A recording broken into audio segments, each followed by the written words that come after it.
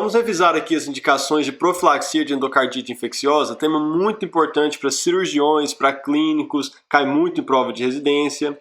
Então, a gente está tentando evitar essa complicação que pode ser catastrófica, pode ser associada com AVC, evento embólico sistêmico, disfunção valvar, insuficiência cardíaca, que é endocardite infecciosa. A gente está vendo aqui uma vegetação nesse folheto posterior da válvula mitral. Então, para evitar isso, em algumas situações, o paciente vai fazer um procedimento e a gente indica um antibiótico profilático, que seria a profilaxia. Mas a gente só faz isso se você tiver as duas condições. O paciente for de alto risco para endocardite e o procedimento for de alto risco para endocardite. Tem que ter os dois. E quem são os pacientes de alto risco? São os pacientes que têm prótese valvar ou algum material protético valvar, por exemplo, anuloplastia mitral, troca da válvula aórtica ou mitral, tanto faz ser biológica ou mecânica, paciente que já teve endocardite infecciosa é outro paciente de alto risco, paciente transplantado com valvopatia e alguns pacientes com doença congênita cardíaca, que seriam aqueles com lesão cianótica não reparada ou lesão congênita reparada há menos de 6 meses ou qualquer lesão que tenha tido um reparo incompleto.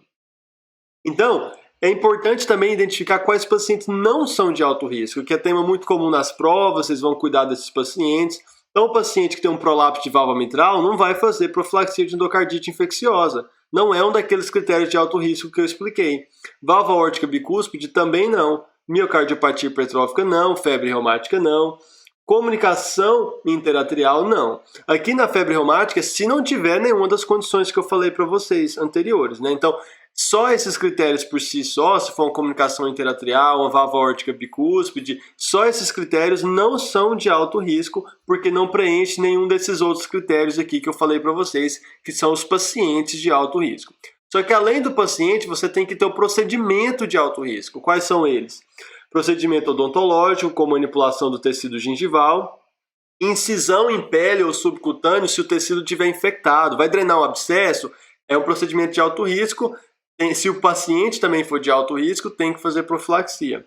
Incisão ou biópsia no trato respiratório, vai fazer uma tonsilectomia, vai fazer broncoscopia, tem que fazer profilaxia se for fazer biópsia nesses pacientes. Então isso aqui é importante para os cirurgiões, viu? Você vai fazer uma drenagem de abscesso no paciente que tem uma válvula mecânica, você tem que fazer profilaxia para esse paciente. Se ele tiver endocardite infecciosa, é uma complicação do seu procedimento. Então tem que conhecer isso aqui. Então, paciente de alto risco mais procedimento de alto risco é igual a profilaxia